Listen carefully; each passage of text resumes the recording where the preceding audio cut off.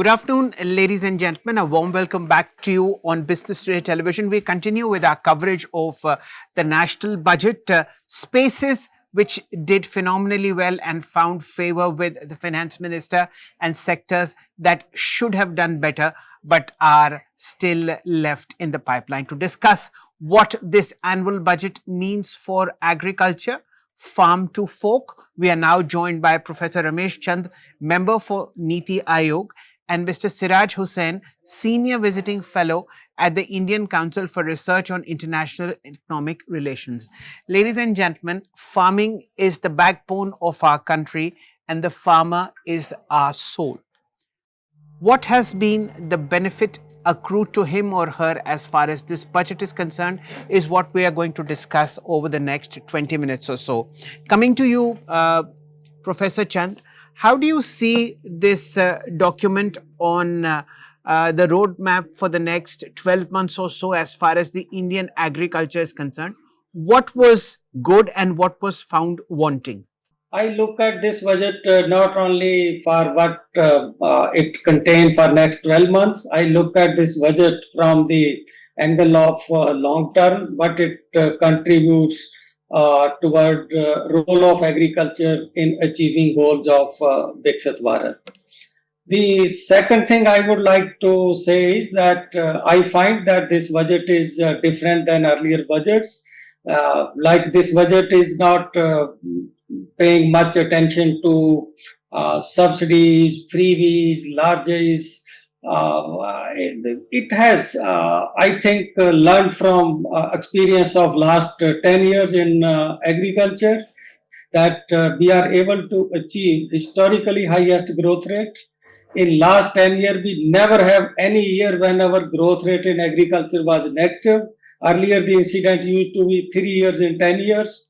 And this stability, growth, and increase in farm income has been more than what is the increase in even producer of manufacturing and services. Right. So how it happened? I think how it happened, just to give me 2 minutes, it's important to mention these things. How it happened.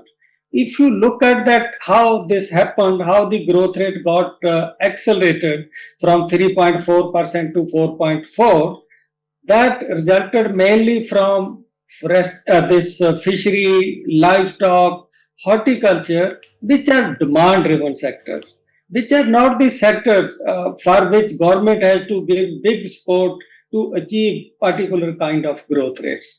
So this demand-driven growth has given a big push in the last 10, 11 years. And I feel that this budget has, to me, it seems consciously not disturbed the model which have delivered so well in the last 10, 11 years. They have tried to strengthen some of the measures which led to these achievements, and also tried to consolidate how we can accelerate and sustain this growth rate. Some challenging area like coconut, there was a certain challenge, and that is our most important tree oil. Professor Chand, please allow me to get Mr. Hussain into the conversation. I'll just get back to you. A warm welcome to you, Mr. Hussain. What do you think are the achievements of this budget, especially against the backdrop of this massive trade deal that we've done with the EU and the one that is pending with the US? The point of discord with the US was opening up our farm sector for US imports. Has the budget done anything at all to protect the farmer on that side, sir? I do not think the budget has addressed that issue to any significant extent. You see, the main emphasis of the budget this year has not been on the crop sector. And as Professor Ramesh Chand is pointing out, the budget has addressed the allied sectors of agriculture, which have no doubt shown a good rate of growth in the last 10 years. Fisheries, animal husbandry, dairying, etc. And this is despite all the disturbances in the supply chain of animal husbandry, dairy and fisheries which are imposed in North India from time to time when meat shops are closed, etc. So, I think investment in the supply chain of fisheries is a very good idea, and the budget has addressed that. And I hope that Ministry of Food Processing, Ministry of Fisheries, etc., will provide the necessary funding for improving the supply chain. So, I do not think the issue of exports has been addressed to any significant extent. Okay. Staying with you, Mr. Hussain, what are the two things that you found wanting that this budget document could have done, but may have refrained from doing so for whatever reasons? I think the budget has omitted or forgotten the horticulture sector, which has also seen very good growth. And the second point about which I have also written is the reduction in the allocation for the Department of Agricultural Research and Education there. You know, the most significant achievements of Indian agriculture in terms of export of various commodities like rice, etc., and even domestic consumption has been good quality of seeds. So whether we take rice, varieties like 1121 Pusa, or whether we take moong, or whether we take sugarcane, or we take the horticulture crops, the advances in seed technology have made it possible. In the 2024 budget speech, the finance minister had mentioned that there will be a challenge mode of research in which the private companies and ICR will perhaps be allowed to compete with each other. I have not seen anything after that. So that is a miss which I found significant. Okay. Professor Chand, there's been a lot of emphasis on high value agriculture where margins are higher. Look at the work done for coconut farmers. Look at what the finance minister has done for walnut and almond farming. In your earlier conversations, you mentioned how the per capita income has risen dramatically over the last 5 years when you look at focusing on livestock, etc. Do you think these high value products such as coconuts, walnuts and almonds are the way forward? They are part of the way forward. They are one constituent of the way forward. As I already mentioned, that our high value segment is horticulture, plantation crops, fishery, and livestock. And coconut is not a small crop. It occupies 2.2 million hectare area. And last 7 years, we were experiencing decline in yield of coconut, which reduced our production also, despite expansion in area. And coconut, you know that global and domestic preference for coconut is rising. Its prices are looking up. And we have technologies that we need to replace some of the old plantation. We have difficulty in harvesting nuts from 60 feet tall trees. Now we have dwarf varieties, which are only say 20 feet or so. They are high yielding, they are disease resistant. So because of all these reasons, and to become number one, now Jamaica has become number two in productivity. We need to pay special attention to coconut. As far as almond and walnuts are concerned, the consumer expenditure shows that during last 11 years, after 2011-12, the highest increase in per capita consumption is recorded in case of tree nuts. So the increase is more than 200%, and we are meeting this requirement through imports. Whereas we have scope, particularly for increasing production of almonds through high density plantations, and to reduce our import dependence. After all, we are also emphasizing, along with pushing export, the goal of Atmanirbharta. But I would say that dry fruit and nuts which are getting highly preferred among consumers, that peanut is getting replaced by, you will find, by kajus and badams. So we need to, I think, do something to expand the domestic production, to reduce the excessive dependence on import of these products. And of course, they are high value products. Their income is generally 5 to 6 times what is the income from the field crops. Okay, fair point. So that's a good niche target that the finance minister has addressed.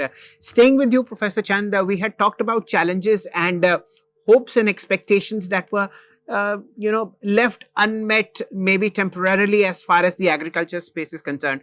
What, according to NITI Aayog, could have been done better?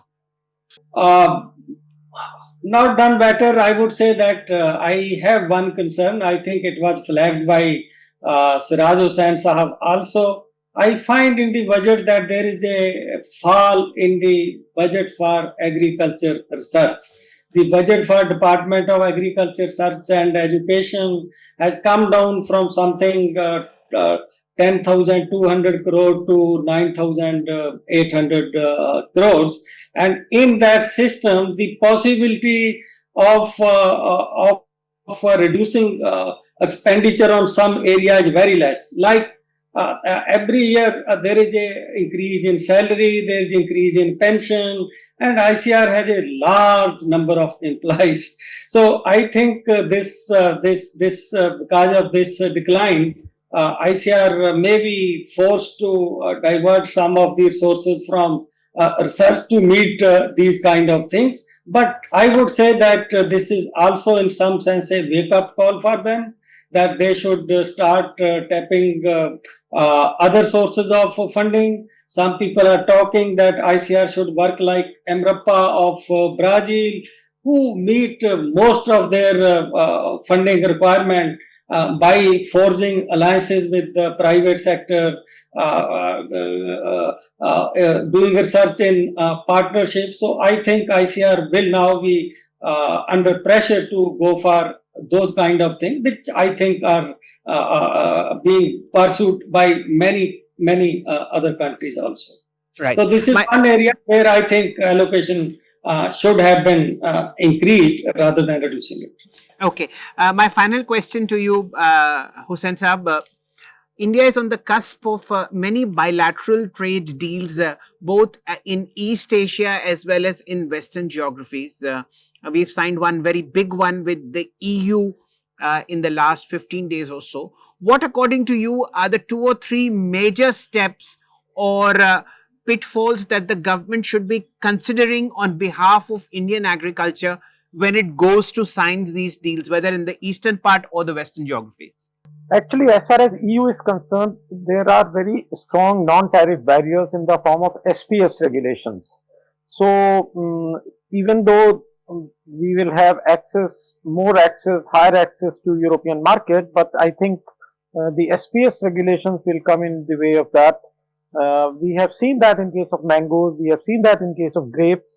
Our agriculture cooperatives, for example, in Maharashtra has been able to cope up with that, but it is not easy to manage those regulations, and European farmers have been protesting against the Europe's agreement with Mercosur, for example. So that is as far as EU is concerned. Now, as far as Southeast Asia and US are concerned, there is good scope of exporting primary agricultural products as well as processed products, and we should try to get acceptability for certain other products. For example, export of buffalo meat. Now, neither Europe nor US allows import of buffalo meat from India. One reason is the foot and mouth disease, which we have not been able to control. So, a lot more is needed to control that disease so that our exports can go up. There are a lot of things as far as agricultural processed food is concerned where we have a very good scope. And one last thing I would like to mention, our highest policy maker is here, that government should be avoiding imposition of sudden restrictions on export. For example, this restriction on export of processed wheat products was not at all required. Uh, as far as I know, the quantity of wheat which was being exported through wheat products was just about 300,000 tons. And yet, we seem to have lost the market in Middle East for wheat atta and so on. Right. On that hopeful note, Mr. Hussain and Professor Chand, thank you so much for your time. And let's hope that the forthcoming budget, which should be there in terms of planning and all over the next 6 months or so, answers all the blanks that have been missed in this one. Thank you for your time, gentlemen, and have a nice day. Thank you for watching. Stay glued. We'll be back shortly with possibly the most important interview on stock markets post the annual budget. Stay tuned.